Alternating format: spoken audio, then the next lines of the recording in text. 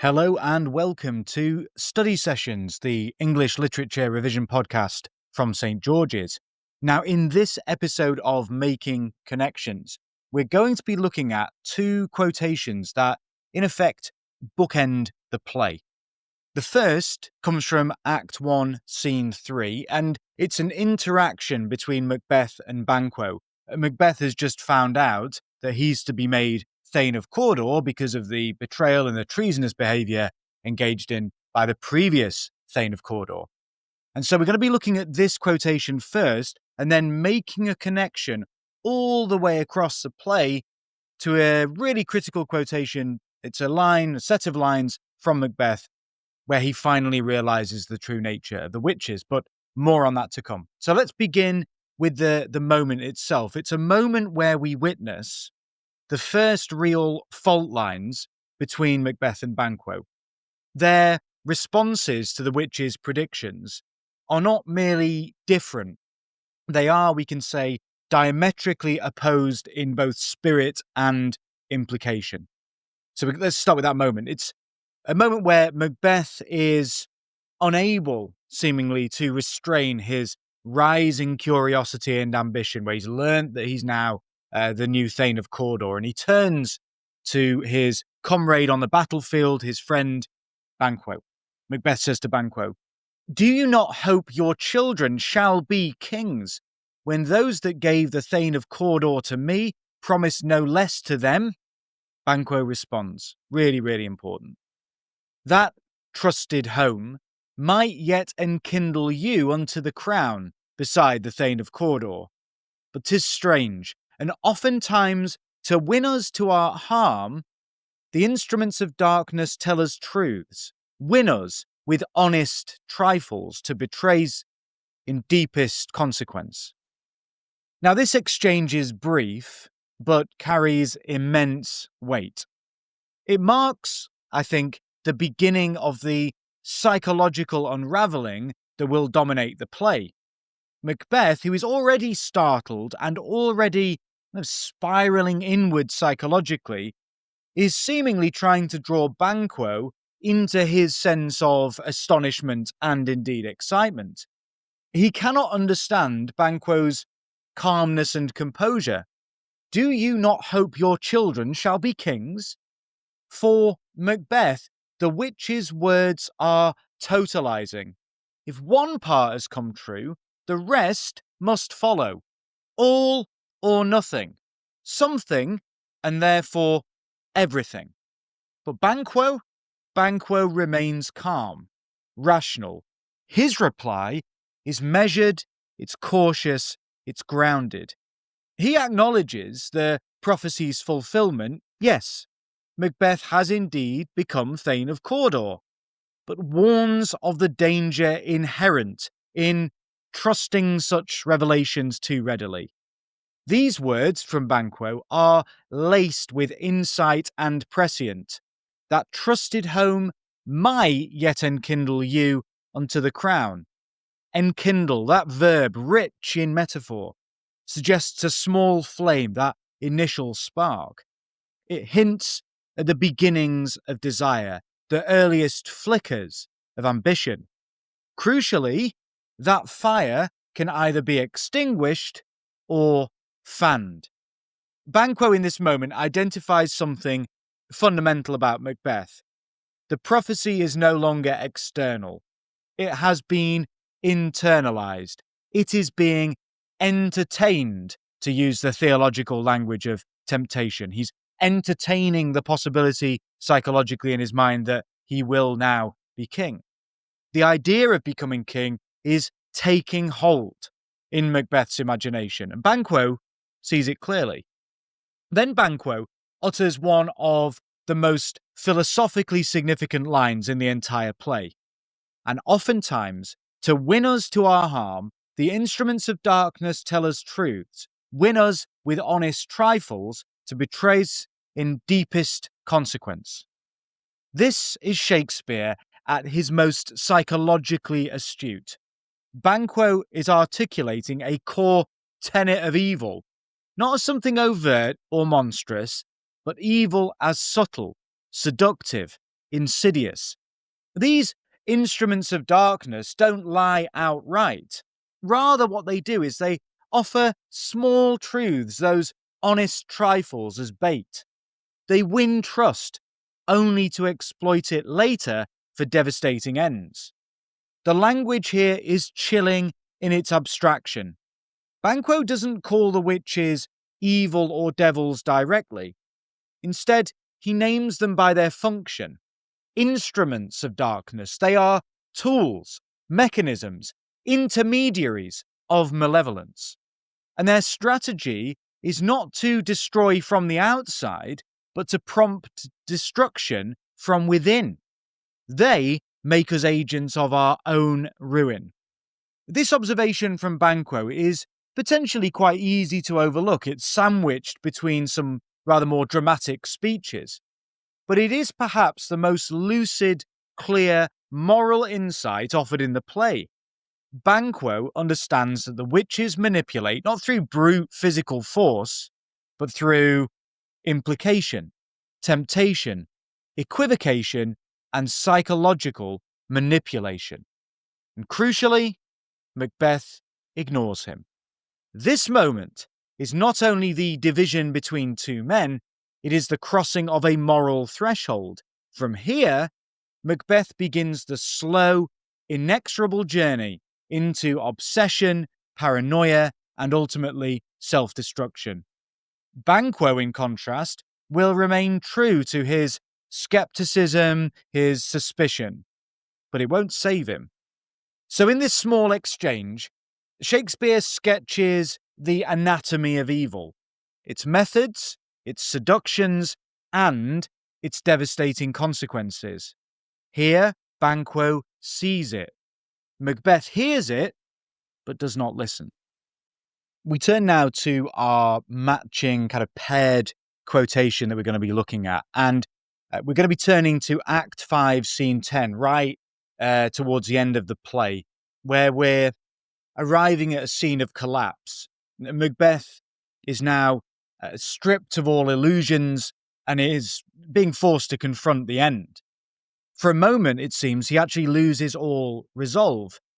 And he's faced with a revelation. It's a revelation that Macduff was not of woman born in the ordinary sense.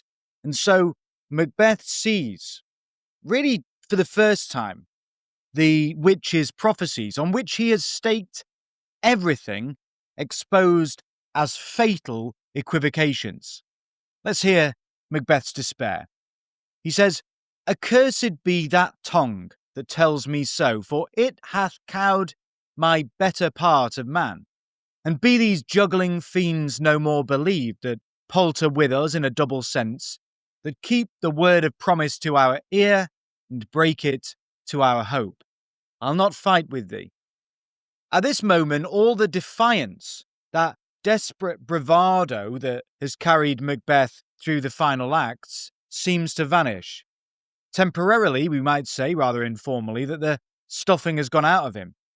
Macbeth turns this fury outward, but not at Macduff. It's at the witches, those juggling fiends, whose double-meaning prophecies have led him step by step into ruin. "Accursed be the tongue that tells me so," he cries. Macduff's voice becomes the messenger of a doom he'd not truly believed possible. Macbeth acknowledges that this revelation about Macduff being untimely ripped from his mother's womb has cowed the better part of man. His courage, his masculinity, his very identity as a warrior have been undermined. And then in a surge of bitter clarity, it's a clarity, as we've heard, that Banquo is expressing in Act 1, Scene 3. And now it's taken to Act 5, Scene 10 for Macbeth to condemn the witches, to recognize at last their true nature, the true nature of their deception. He accuses them of having paltered with us in a double sense. They palter with us in a double sense. And the verb palter is crucial here. It doesn't just mean simply to lie. It means to equivocate, to hedge, to deceive by speaking ambiguously. The witches Macbeth now sees have not given him straightforward answers. Instead, they have played upon the human tendency to hear what one most desires to hear. Their double sense operates on two levels at once, appearing reassuring, even promising, while secretly concealing a fatal trap. In addition, Macbeth laments that they keep the word of promise to our ear and break it to our hope. That's a very painful distinction to make. So think about to the ear, that idea of passive reception. The witch's words to Macbeth's ear sounded sweet, credible, believable, almost irrefutable. They have nourished Macbeth's desires, his ambitions, and they provided what seemed to be rational encouragement to continue on his destructive path with the second set of prophecies. But to the hope, that part of him, the part of Macbeth's sense of self that dreams, aspires, and believes, the promises are hollow. They shatter the very hopes that they seemed to affirm. In other words, Macbeth sees all too late that the prophecies were carefully constructed to encourage a fatal misunderstanding. The witches honour the letter of their promises while betraying the spirit of them. They deliver truths, but only in a technical sense, while concealing their full, ruinous consequences. They've won him over with those honest trifles that Banquo speaks about all the way back in Act 1, Scene 3. The witch's language, Macbeth now realises, has been designed not really to clarify, but actually to confuse, not to guide, but to entrap. Thus, Macbeth's final realization, again all too late, is that he was not merely misled by falsehoods, but betrayed by the cunning manipulation of truth itself. Those instruments of darkness have created, in a sense, a betrayal all the more devastating because it was built on what seemed initially so solid and so certain.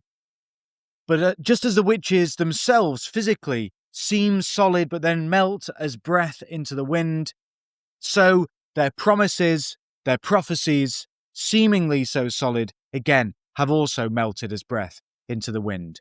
Macbeth's trust, then, in the witches, once absolute, has been paid with total and irreversible collapse. "I'll not fight with thee," he tells Macduff. It's not simply that he fears defeat, he is spiritually undone. That framework that he's bought into so strongly, so heavily, of meaning, destiny, invincibility, that has sustained him, has now collapsed utterly. In this brief exchange, Shakespeare brings Macbeth to his lowest ebb, this horrible realization. His trust has been betrayed, his courage is broken, his legacy is utterly tarnished in the eyes of his enemies. Significantly, Macbeth will rally. It's a collapse that's temporary. We'll find out that pride, stubbornness, and a kind of defiance will drive him into a final fatal act of resistance. But it is just worth drawing that connection between these two quotations. Banquo, skeptical at first of the witches, questioning in his initial response to the witches, uncertain, recognizing them as instruments of darkness. Banquo doesn't have the fatal flaw that his comrade on the battlefield, Macbeth, possesses, that vaulting ambition. And it's that vaulting ambition that makes Macbeth so willing to believe, so credulous, so trusting, naively so. And that's why, of course, he doesn't listen to his friend Banquo. He fails to heed those warnings, and it takes him all the way through to Act 5, Scene 10, where he eventually comes to the same conclusion and assessment of the witches, that these juggling fiends should be no more believed, that they've paltered with him in a double sense, that they've kept the word of promise to his ear, but they've broken it to his hope. So, I hope that that's been a useful pairing, bookending the play at the beginning and at the very end, and really demonstrating the just how diametrically different Macbeth and Banquo are. So, as always, thank you so much for listening. I hope that's been helpful. Make sure you follow, make sure that you are subscribing if you're listening on something like Spotify or you're listening on Apple Podcasts, or indeed if you happen to be listening to this on YouTube as well. See you next time.